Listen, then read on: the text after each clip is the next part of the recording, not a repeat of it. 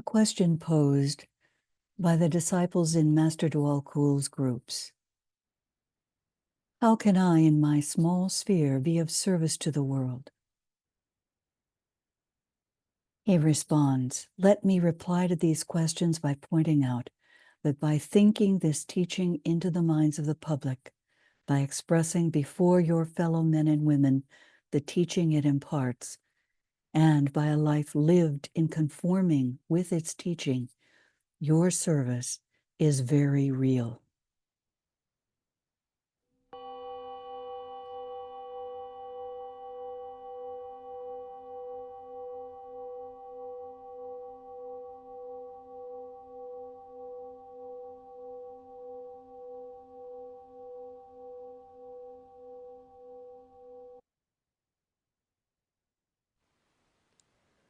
What is required of the individual?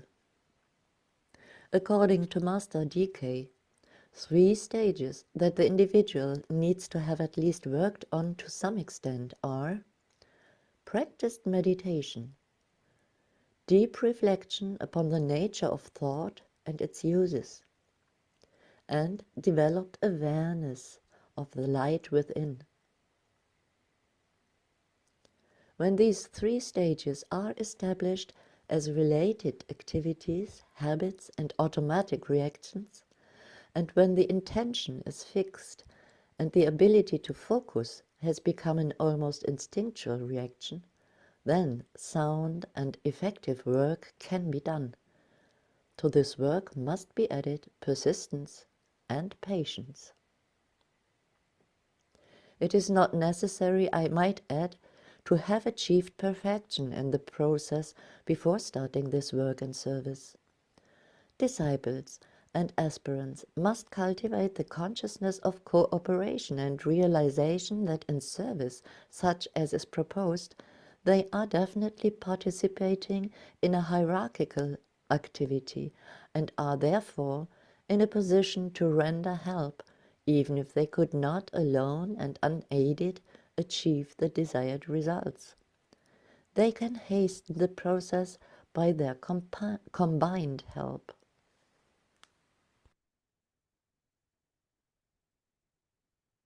It's with these instructions and with confidence, then, we continue our efforts to engage in the processes given to us relating to occult meditation. But before we begin, let us align as soul and as a group, and see our group and all those who will be joining us approaching Master Dwalkul's study. He opens the door to greet us and usher us in. He faces the east, and together we see a great light.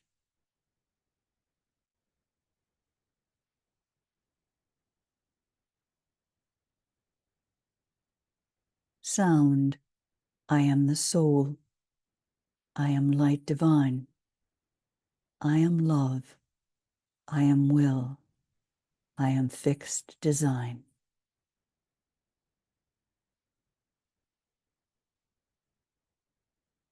Visualizing the one soul uniting the souls of all our group members, those working with us subjectively and those joining us from the other side of the veil. In unison, we sound the protective formula, uniting touch, hands, light, and love, while making the sign of the cross of divinity. As the soul, we work in light, and darkness cannot touch us. We take our stand within the light. We work, and from that point, we never move.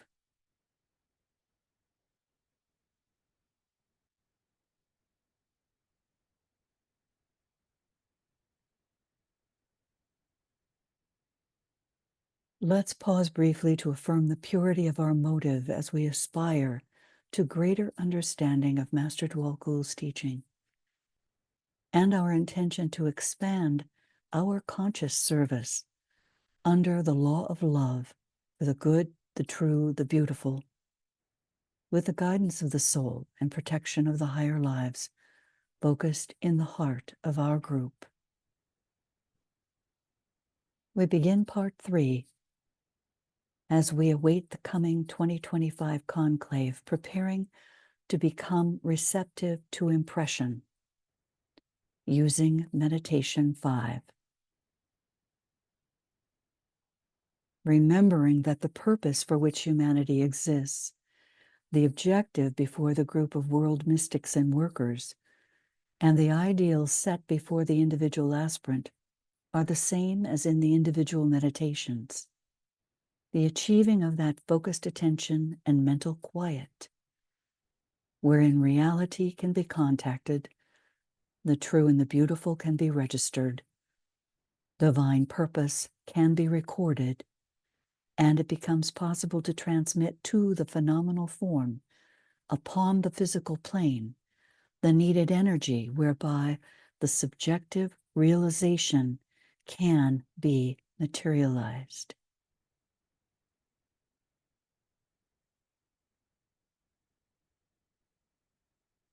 We'll begin with some of the instructions from Letters on Occult Meditation that are relevant for us, including all those who choose to participate. DK says the emphasis upon the importance of meditation follows naturally upon the realization by the student of the absolute necessity for the domination of the personality by the ego. Human beings at this time are engaged in many pursuits and through the force of circumstances, polarized entirely in the lower self. That polarization being in either the emotional or mental body. One point of interest, he indicates, as long as the polarization is purely physical or purely emotional, no need for meditation is ever felt. Even when the mental body is active, no urge arises until the individual has run through many changes and many lives, has tasted the cup of pleasure and of pain through many incarnations, has sounded the depths of the life lived entirely for the lower self, and found it unsatisfying. Then begins to turn his or her thought to other things, to aspire to that which is unknown, to realize and sense within himself or herself the pairs of opposites, and to contact within his or her consciousness possibilities and ideals undreamt of hitherto. The individual has come to a point where success, popularity, and diverse gifts are theirs, and yet, from their use, the person derives no content. Always the urge within persists until the pain is so severe that the desire to reach out and up, to ascertain something and someone beyond, overcomes all obstacles. The individual begins to turn within and to seek the source from whence they came. Then the person begins to meditate, to ponder, to intensify vibration, until in process of time garners the fruits of meditation. Pause here and consider, when in your own life and experience did this stage occur?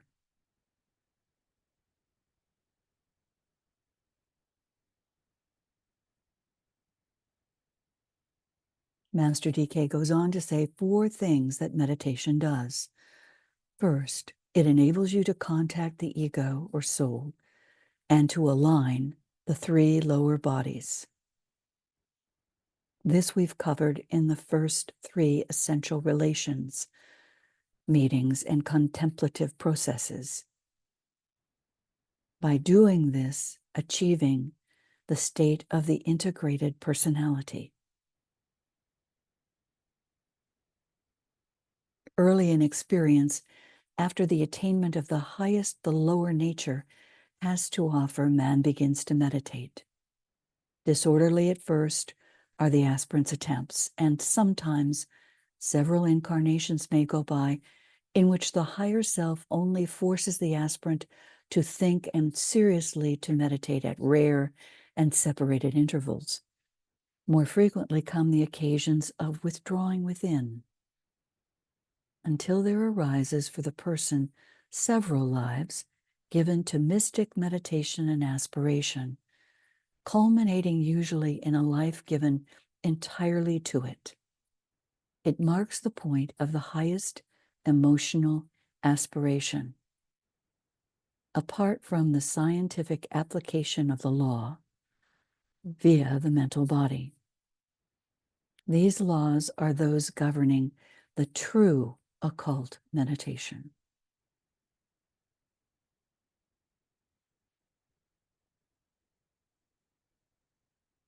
Meditation puts you into an attitude of equilibrium, neither utterly receptive and negative nor utterly positive, but at a point of balance. Thus is afforded opportunity to the ego and later to the master to disturb that equilibrium and tune the quiescent vibration to a higher note than heretofore,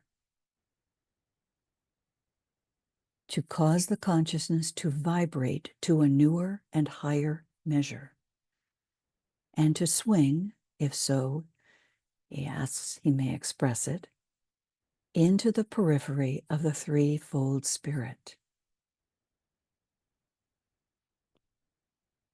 This we began to look at in terms of the fourth essential relation, the relation of soul personality. By the constant practice of this, the whole point of equilibrium is gradually shifted higher and higher until the time comes when the lower point of attraction in the swinging and adjustment is not the physical, touches not the emotional, contacts not the mental. The fifth essential relation is achieved, whereby the higher centers above the diaphragm control the lower centers, and eventually, over time, and through the initiatory process, the causal body even escaping. And then the initiate is polarized in the spiritual consciousness from henceforth. This marks the fourth initiation. After that initiation, the adept makes for himself a body of manifestation, a free creation. There is nothing in him to call into objectivity a body for use in the three worlds and evolved under the law of causes. The additional essential relations mark points of achievement along this line from the third to the fifth initiation. The ninth essential relation, which DK says we do not have to concern ourselves, is the relation of the monad to the soul body and the soul.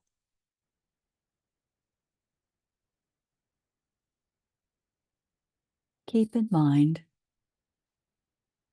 the three lower planes of the constitution of man: etheric physical, astral emotional, and mental.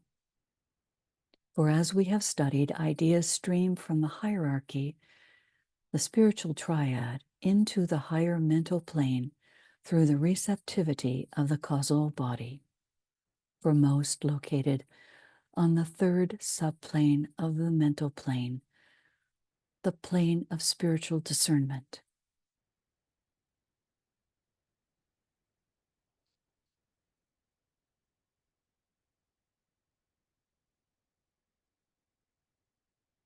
When we reach that point of the highest integration of the personality vehicles in the fullness of personality in relation to the soul.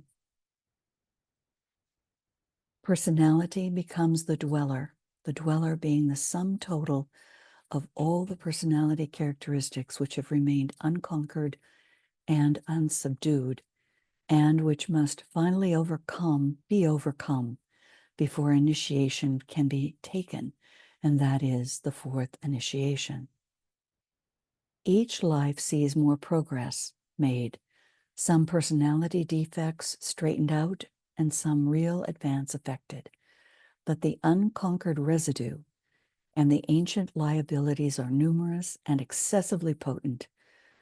And when soul contact is adequately established, there eventuates a life wherein the highly developed and powerful personality becomes in itself the dweller on the threshold and must meet the angel of the presence to move on. A battle ensues. Then the angel of the presence and the dweller stand face to face, and something must then be done, as he states in esoteric astrology. Eventually, the light of the personal self fades out and wanes in the blaze of glory which emanates from the angel. Then, the greater glory obliterates the lesser. The causal body is destroyed. This is, however, only possible when the personality eagerly enters into this relation with the angel, recognizes itself as the dweller, and, as a disciple, begins the battle between the pairs of opposites and enters into the tests of Scorpio.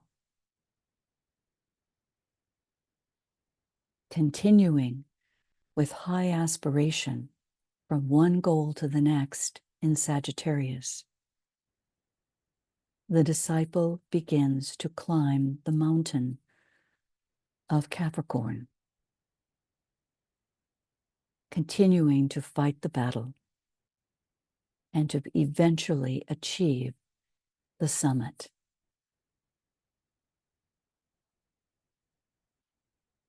DK says, behind each of you who are working definitely under one of the masters lie two lives of culmination: the life of worldly apotheosis and the life of intensest meditation along the mystic or emotional intuitional line. This meditative life was taken either in a monastery or nunnery in Middle Europe by those linked with the Master Jesus and his disciples, or in India, Tibet, or China by the pupils of the Master Morya and the Master Kutumi. Now comes to all of you the most important series of lives, to which the previous points of culmination were but stepping stones. The fourth result of meditation. Meditation assists in the transference of the polarization from one of the permanent atoms of the personality into the corresponding atom in the spiritual triad. He goes on further in his teachings to elucidate this process. But he says in Letters of Occult Meditation, hence may easily be seen the essential nature of meditation and its wise, diligent, and serious following.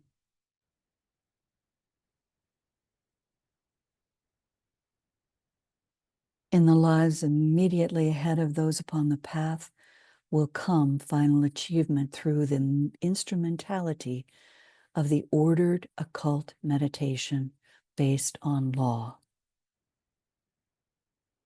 For some few may come attainment in this life or the next, for others shortly in other lives.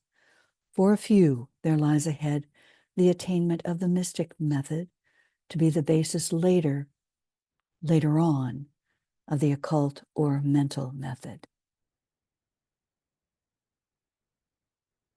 We began, as noted in part 1, this trajectory through the 7 meditations given by Master Dwalkul, the occult meditation process, and completed meditations 1 and 2, focusing in the heart, and then as a group, lifting from the solar plexus to the heart into group energies. We have practiced at the full moon time meditation 3, building the Antakarana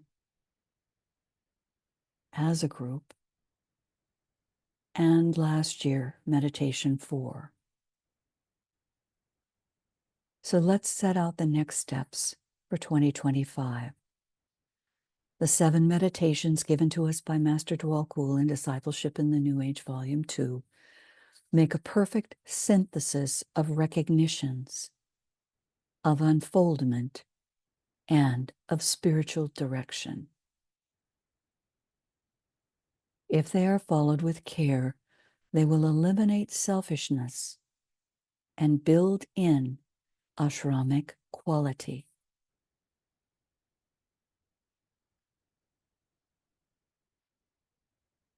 He tells us in a treatise on white magic, be reminded the 3 demonstrations sum up the work the disciple accomplishes as he struggles with and masters the energies of the mental world.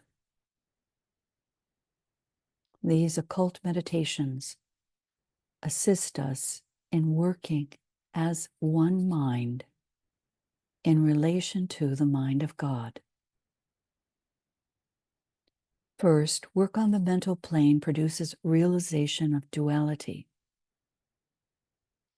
The disciple seeks to blend and merge the soul with its vehicle, and to do this consciously. The disciple seeks to fuse them into a unity. The disciple aims at the realization that here and now they are one. The unification of the self and of the not-self is the objective. The first step in this direction is taken when the disciple begins to cease identifying the self with the form, practices the law of abstraction, and recognizes during this transitional period that, as the disciple is a duality. 2.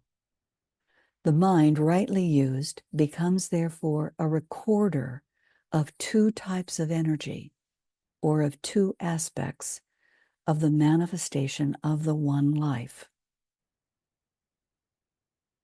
First, it records and interprets the world of phenomena,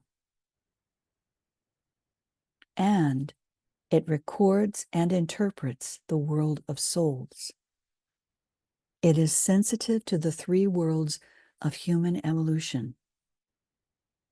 The mind, rightly used, becomes equally sensitive to the kingdom of the soul. The mind is the great mediating principle in this interim period of dual recognition. 3. Later, the soul and its instrument become so unified and at one that duality disappears and the soul knows itself to be all that is, all that has been, and all that will be.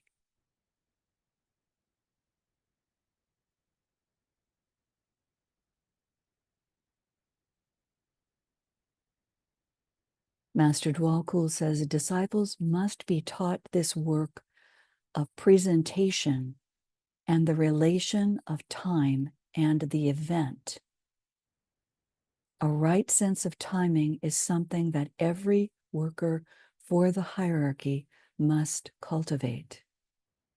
Before, however, the disciples can do this, we must note the disciple has to recognize and work with ideas himself or herself, learn the mode of approach and the consequent use of that rain cloud of knowable things to which Patanjali refers, and later how to translate these contacted ideas into practical ideals. Some time needs to be spent in determining what practical means in terms of ideals. As time proceeds, this rain cloud will become more generally recognized. Scientists will begin to realize that it is the true source or font of all ideas and of the inspiration which makes their work possible. They will develop a technique of directed concentration, which will enable them to attain that source of ideas and to profit by its existence. You reflect on the scientific discoveries and expressions of the last 50 years, you will note tremendous advances in terms of scientists being able to touch this rain cloud of knowable things.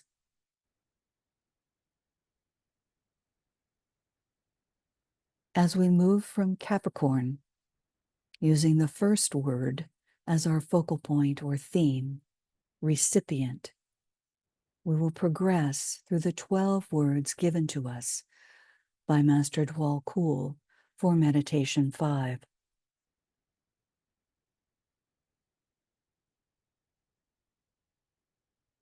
Climbing to the mountaintop in the coming progression of cycles from Capricorn to Capricorn. Every externalized idea is therefore possessed of form, animated by desire, and created by the power of the mind. The desire plane is the one upon which the mind imposes its conceptions in order to produce the idea incarnate, to clothe the idea in form. The desire plane is the one upon which the mind imposes its conceptions in order to produce the idea incarnate, to clothe the idea in form. The desire plane is therefore the gestation ground. The mind previously has been the recipient of the archetypal idea as grasped and visualized by the soul.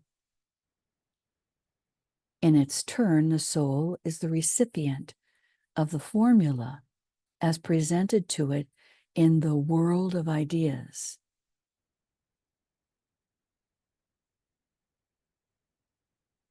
You have thus the presented idea, the perceived idea, and the formulated idea, and the idea working out into manifestation. So pause and consider how you usually approach an idea. Are you most aware of an idea that is working out into manifestation?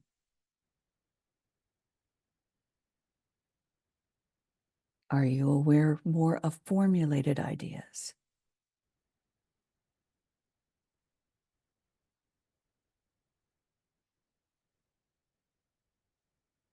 Are you aware of perceived ideas?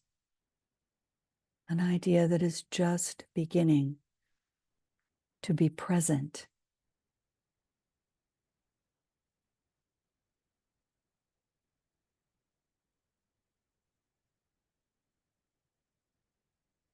Are you most interested in presented ideas? For example, the ideas that we are given in the teachings. Consider your orientation. For we'll be working in this particular cycle to be knowledgeable and impressionable in terms of the word recipient.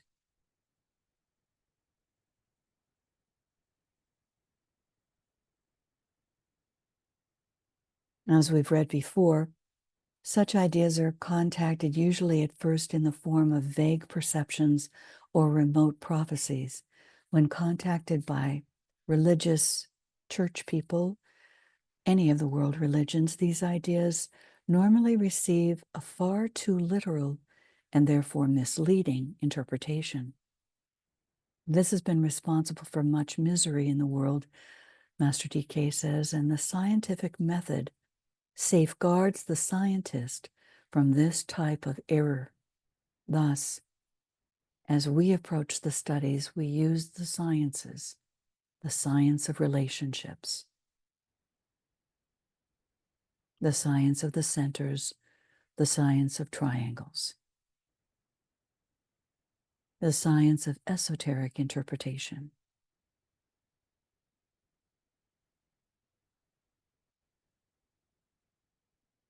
BK says, part of my task within my ashram is to train disciples to recognize the new emerging ideas and translate them into the concepts which will condition human thinking in the cycle just ahead.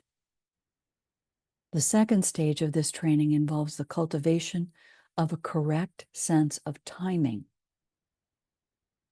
This will prevent the disciple from taking precipitate or premature action. It will give the disciple the key to the real meaning of the eternal now, the synthesis of past, present, and future. The disciple will next be taught the art of precipitation, or the mode of conveying these ideas to the minds of the intellectuals in the world. Then, through these concrete and receptive minds, the presented ideas are transformed into ideals, and then are brought to the attention of humanity. The place and the responsibility of the intelligentsia is not yet fully appreciated, nor have they truly shouldered their task or recognized its defined importance. Their work and their presentation of the ideal to the masses of humanity everywhere does not concern the disciple. The disciple's work lies primarily with the advanced, pioneering thinker, and not with the demanding masses. I would ask you to remember this, Master Du Rokul requests of us.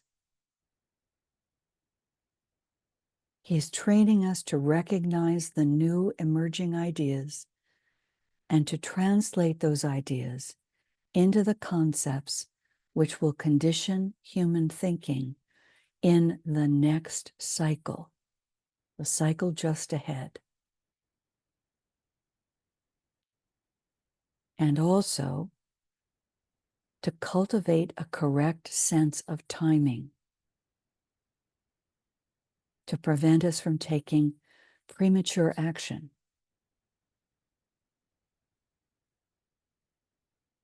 So we will learn the art of precipitation and the mode of conveying these ideas to the minds of the intellectuals in the world. This is an entirely different way of conceiving of the service of discipleship. Thinking these ideas into the minds of humanity.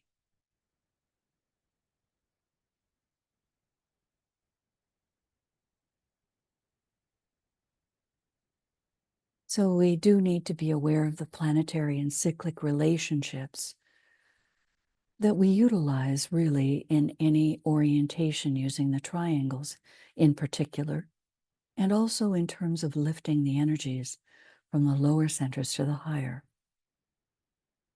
So when you have time, review the tabulation, which is on this slide and the next, in a way that's useful for you in terms of thinking the teachings into the minds of humanity, the mind of humanity. The head center we know represented by Shambhala, the energy of life and synthesis.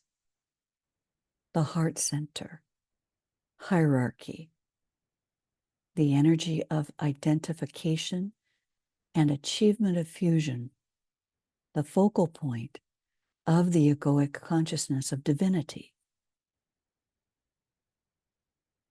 The Ajna center, humanity, the fifth ray, the fifth root race, intuition, the goal, the energy of initiation, the development of inclusiveness.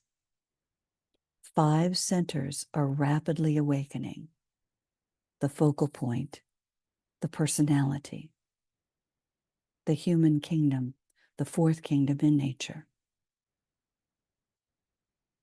and the throat center, the energy of illumination, creating in the light 4 centers functioning.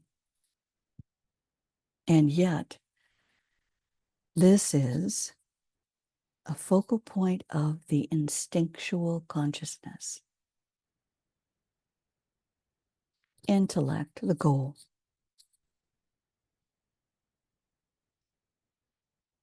The solar plexus, the energy of aspiration, the unfoldment of sensitivity, and a planetary relationship to the other centers.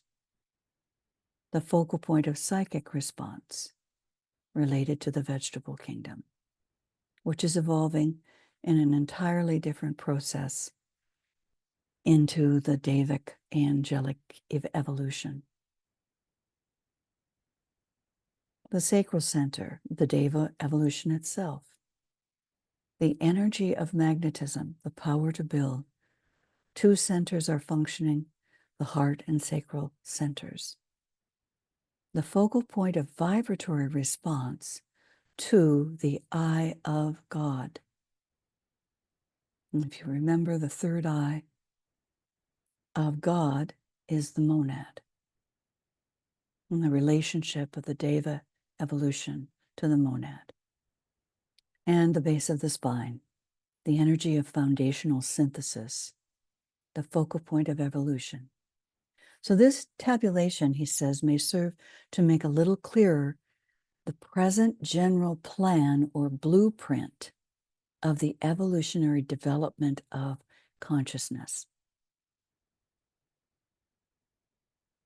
It's very important that we keep things in mind and continuously relate. Another tabulation we're given is an important one to study and to also overlay, superimpose as we study and utilize the centers in meditation. Meditation 5, we use the mind held steady in the light.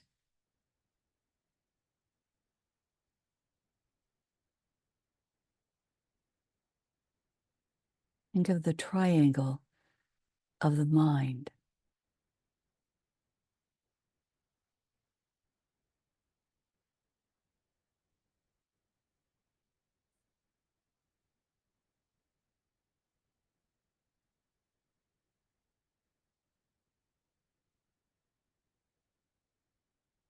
He goes on to tell us it's therefore largely a matter of perfecting the mechanism of the brain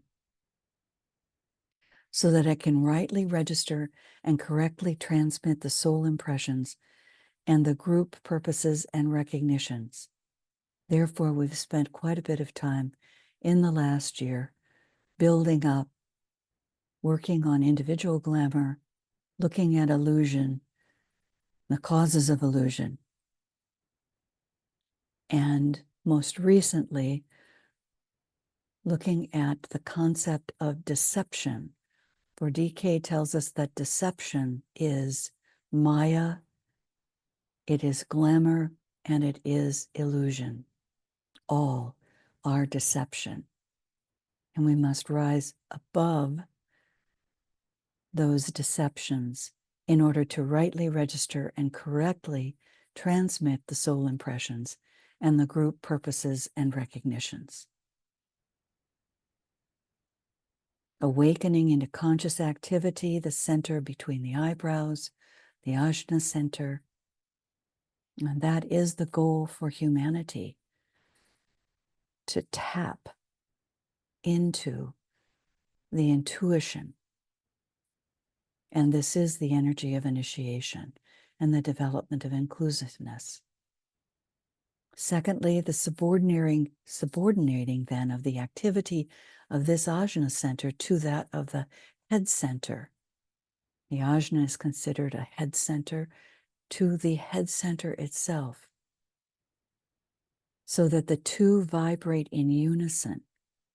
And this then produces the establishment of three things: direct conscious alignment between soul, mind, and brain. The triple light that we utilize in the technique of light. This subordination and this vibration in unison also produces the appearance of a magnetic field, which embraces both the head centers and so definitely affects the pineal gland and the pituitary body. So it's beginning through our work with glamour and the technique of light. We're stimulating the unison, the united vibration of the two major head centers, the ajna and the head center itself, which then affects the pineal gland and the pituitary body to begin to activate. And the recognition of this field of dual activity in two ways occurs as a light in the head, an interior radiant sun, or as a dynamic center of energy through which the will or purpose aspect of the soul can make itself felt.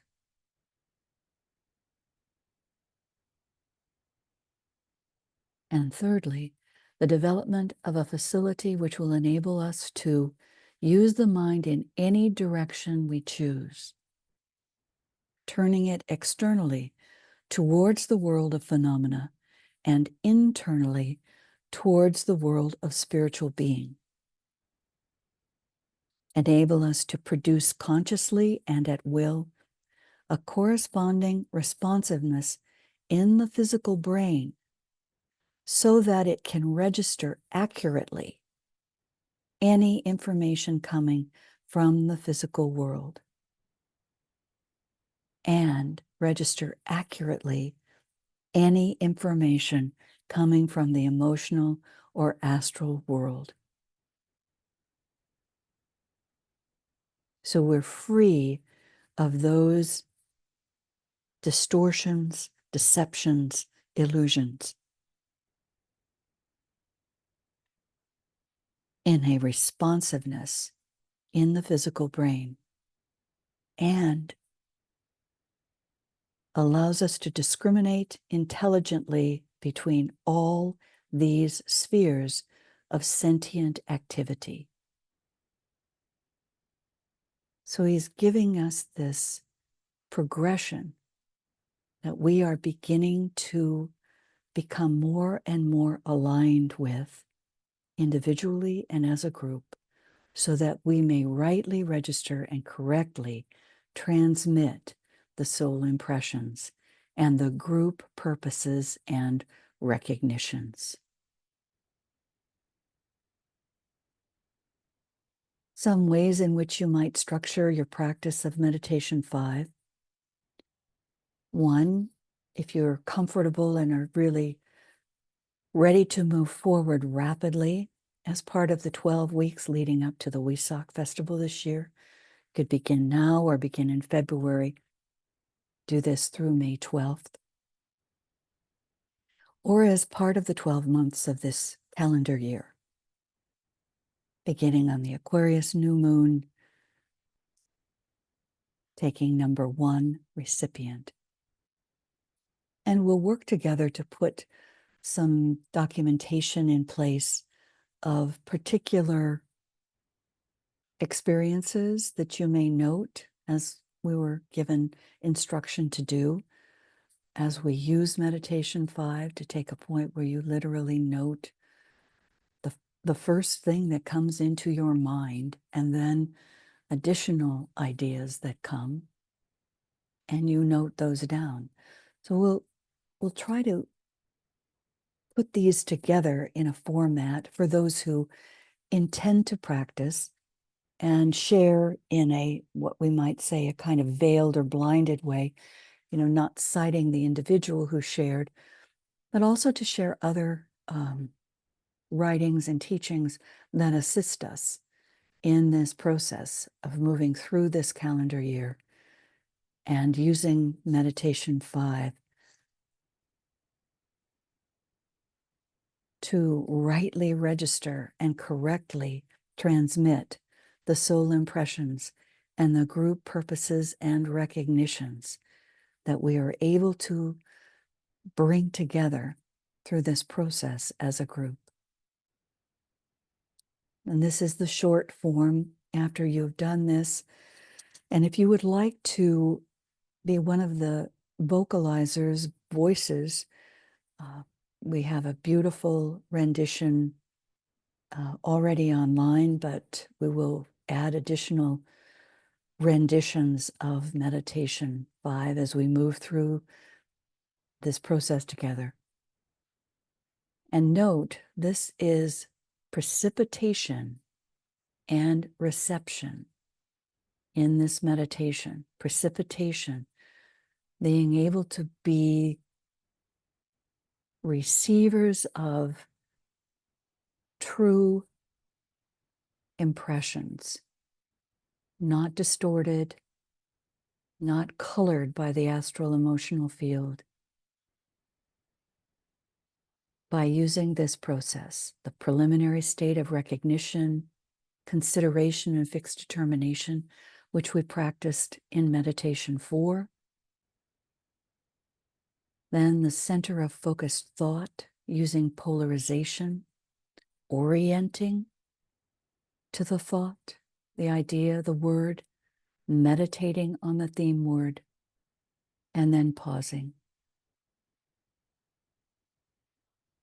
Then becoming the recipient of impression, making a statement of the highest idea received, noting any relation of the theme to the present world opportunity, and writing down the first thought then received. And closing this phase by refocusing on the mental plane. And becoming the analyzer of ideas with a period of analytic thought, summarizing any conclusions practically. And that's practical in terms of your own experience in your own situation and environing conditions. Also in terms of the particular groups with which you are affiliated. Then breathing out the idea into the world of thought, practicing telepathy. And then the transmitter of ideas, dedicating yourself to the service, pledging yourself to the master, and sounding the mantra of unification. Followed by each month or at every opportunity, intensive work at the new moon, maybe, as well as the full moon. Always we do this along the established lines.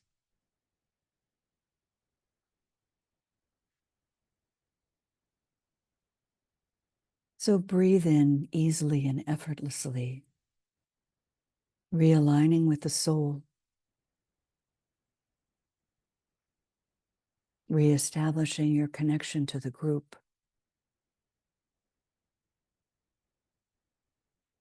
imaginatively visualizing us standing with the Master in his study.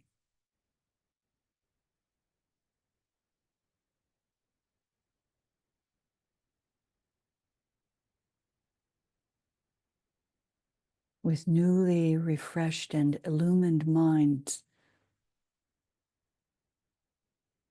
we sound together.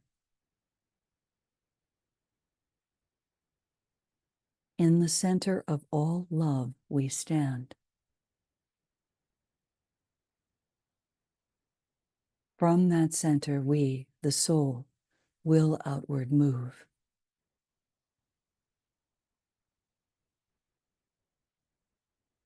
From that center we, the ones who serve, will work.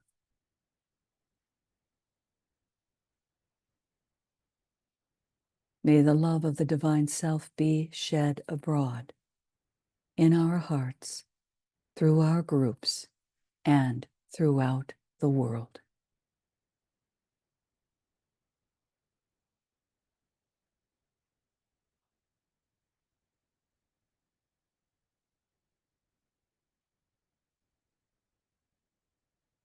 Listen deeply into the silence and hear the sound, the note of your soul uniting with the chord of the group soul, light and love and power, vibrating, illuminating, magnetizing those we seek to serve.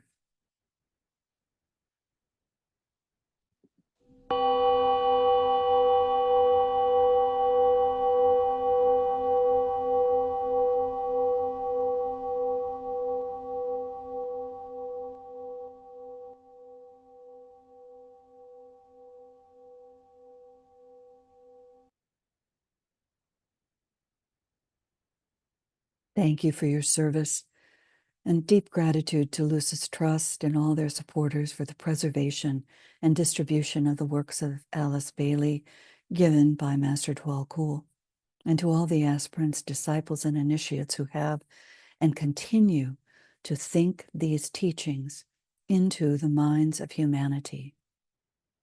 As Master DK says, in this way, your service is very real.